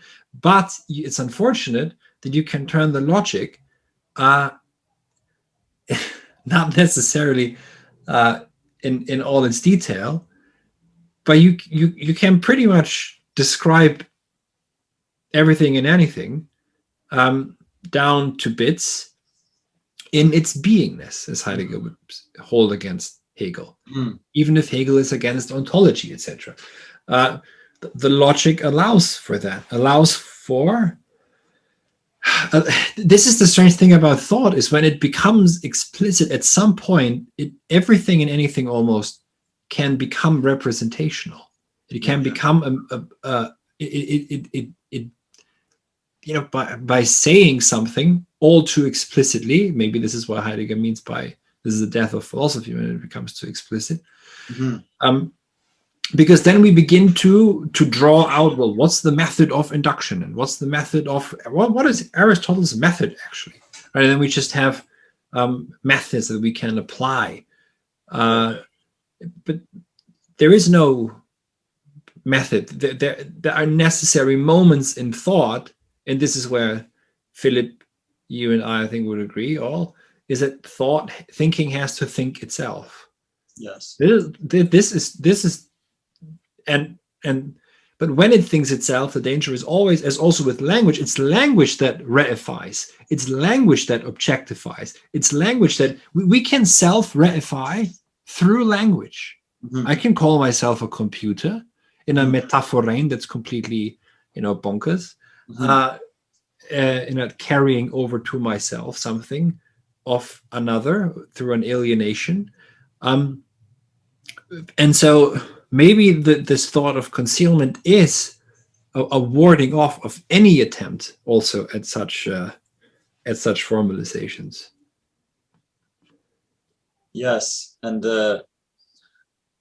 this goes to why the failure in heavy quotation marks, I would say more like the break or the opening that being in times incompleteness shows is this inability to just represent, because however powerful the language of hermeneutic, transcendental ontology, or phenomenology rather, is in being in time, it is still something like a technical language. And I think he comes to realize that I'm trying to represent what hides itself in, or you have a great phrase early in the book, being is in disclosing itself, in a disclosing that conceals. And so I'm trying to show what retreats in any showing, what is withheld in any showing forth. And he realizes that, perhaps poetry is more appropriate to this thing, I don't even know, to this showing that conceals. Perhaps poetry, with its ambiguity, with its withholding, its information, it's withholding. It's not just trying to communicate directly. Even Wittgenstein says this in this thing with Zettel. He says, poetry can be read as information transmission, but you're totally missing a point then of it. And it is also, this is why the poet sees what is invisible. And maybe one of the cities that lends itself the most to it is London, Blake's London, London is a dreadful place. The Big Smoke, as it's called. Poor, horrendous living conditions for many. Blake sees Jerusalem in London. He sees the golden gates of Jerusalem being built on top of London. And the poet, just like the philosopher, they see, they gaze upon, and then in a different way articulate something. And yeah, it's and this cannot, one cannot formalize this. One cannot just take well, of course one can take quotes from Heidegger, but I think it's exactly right what you say, is that this is the realization about being in time, is that this language will only ever go to because, and it is, interestingly, it's technical academic language, right? Yeah. Technical academic language, university philosophy language that's accepted within with his peers. Yeah. And this is the language that he has to give up on in order to be able to say what he needs to say. Yeah, you made me think there of each city, perhaps, or many of the great cities have their poets. Fernando Pessoa in Lisbon. Yeah. This year, 2021, is the 200-year anniversary of the birth of Charles Baudelaire, and he is definitely the poet of late 19th century Paris. Very, very macabre, dark place. Yeah. But they evoke something in that, and we, in Heidegger and in Nietzsche and many of these thinkers, there is this kind of this contrast between something like the country and something like the urban sprawl, the city. And I think that, where the danger is, perhaps in a city, there too the saving power. When you see poets of a city, that is something quite remarkable, because they do evoke something like, not just the tourist benefits of like, here are the attractions of Paris. It's something like the Geist of the city. And that is something that a poet can bring out in a locality. This is something like the mood, the Stimmung. Yeah. Is not obvious. Not obvious here that we can now use this mood as a resource to sell more tourist, flights. It's something like, but it's also what lets the city be the city. What makes Paris Paris is this something that retreats and perhaps can only be approached in poetic language like Baudelaire. That only lights up, especially to a stranger to the city. Maybe we can be strangers in the place for a long time. Through someone like Baudelaire and his writings, and then also I wonder if I can come back to it now. Maybe I've forgotten it. So the talk of danger, right? In a very moralistic time as ours, danger. Oh, so there's a danger in technology, so he must be against it. Right. We need to eliminate that danger. No, go where the danger, go where the danger is. Realize that there is a danger, and that doesn't mean that one should avoid all dangers or so. No, where there is danger, there and only there, as Hölderlin says, grows the saving grace also, or the saving power, das Rettende, that which is saving, safeguarding, protecting.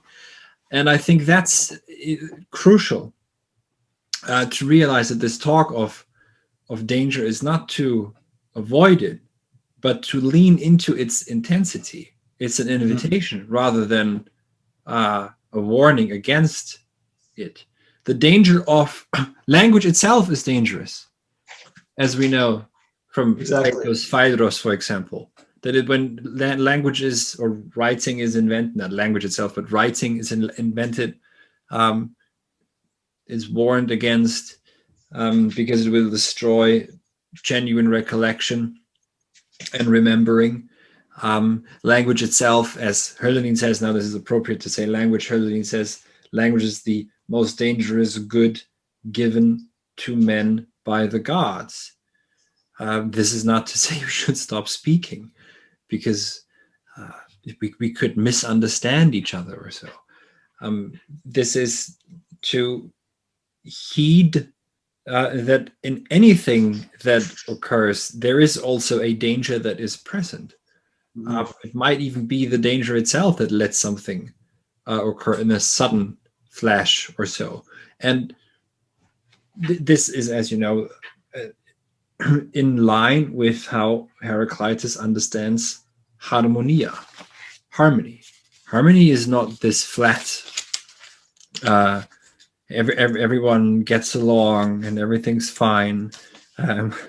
We're all happy forevermore. But is so the ar, alpha, rho in Greek, is the prefix of fügung, of that which joins together. So arete and harmonia belong together for that reason. It's harmonia is where it's coming together, that which is bursting apart, and also that which is at odds with something else.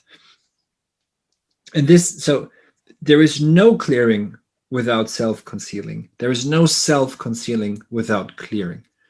And that's a much more radical thought when it comes to history than the superficial dialectical understanding, which is certainly not Hegel's understanding, for example, but maybe just to mention that.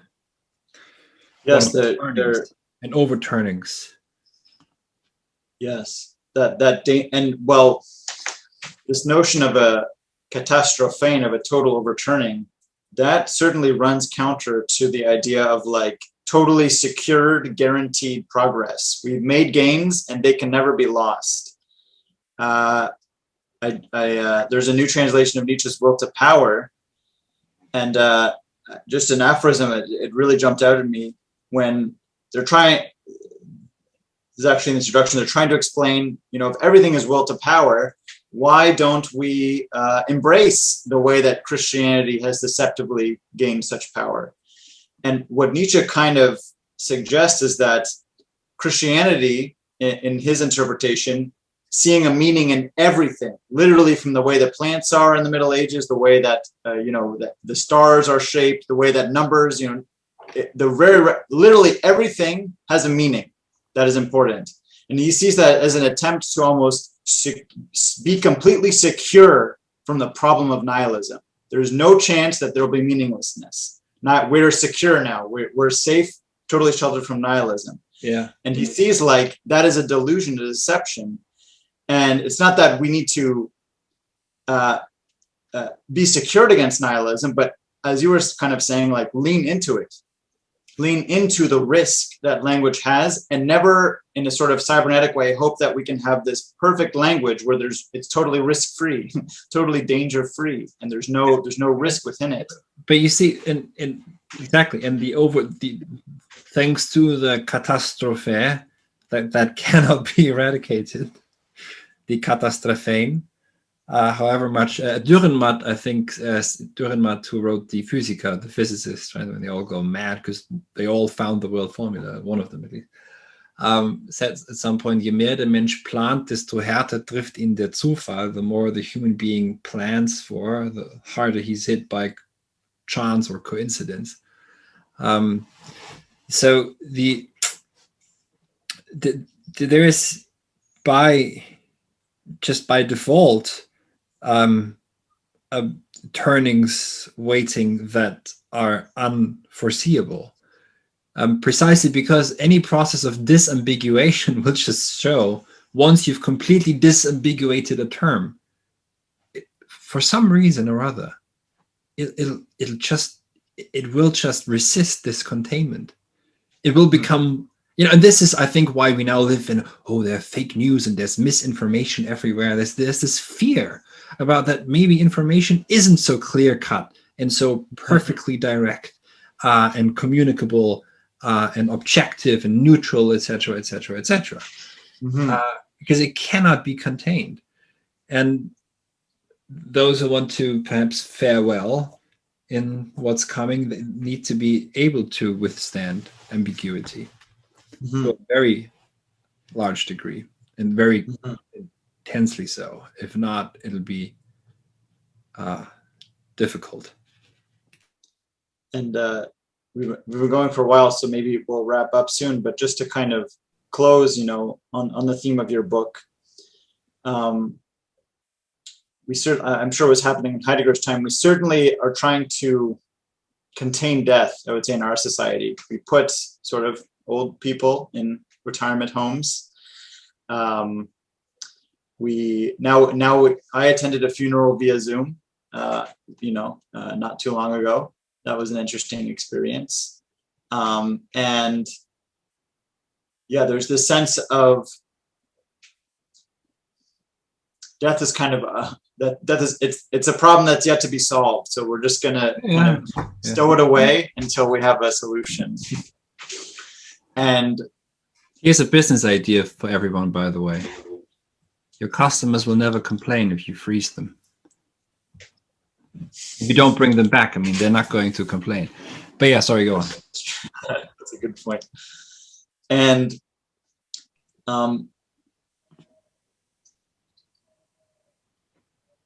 yes, so in your course coming up, of which I'll be teaching one seminar on this talk Heidegger gave to engineering students. It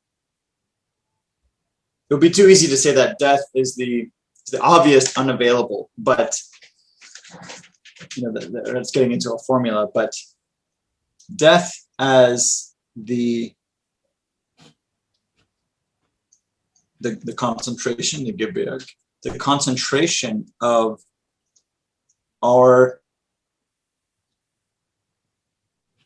something out of our control. I'm reaching for language here. Yeah. It sort of breaks this loop of, you don't like your career, you can get a different career. You don't like your life, you can move somewhere else. You don't like your identity, we'll give you a new identity. It's like everything is manipulable. Everything is available for your control. That's your kind of freedom. And so thinking about death now is something that is utterly your own. It's your property in a fundamental sense of property. It's something most appropriate to you, something you can never give up. You cannot give it away. You can't sell it. Yeah. And yet it is not in any way in your control. It is this part of you that is totally unavailable to you in this way. And it's so hard to not anthropologize it, as you were suggesting some scholars of Heidegger do, is, that brings us anxiety. And so that's a great Erlebnis, that's a great life experience to have anxiety about death. And that makes you consider your priorities more. Yeah. We're not interested in that. That's a worthwhile, discussion, but we're not interested. We're interested in what is death, and what does it say about the kind of being that we are? Yeah.